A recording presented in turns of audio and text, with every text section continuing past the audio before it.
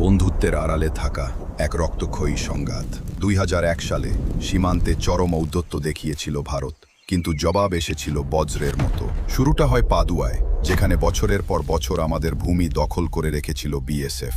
১৬ই এপ্রিল প্রায় ১,০০০ BDR Bangladesh rifles সেনা আক্রমণ করে এবং পাদুয়া মুক্ত করে।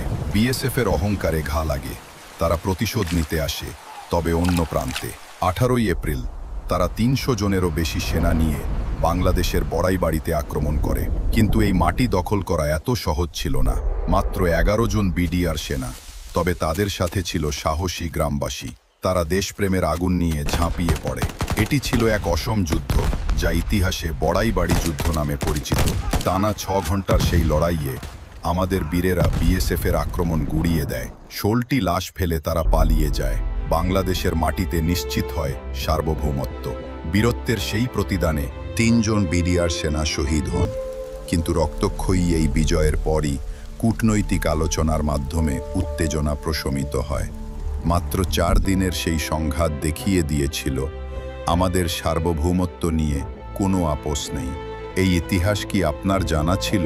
কমেন্টে জানান।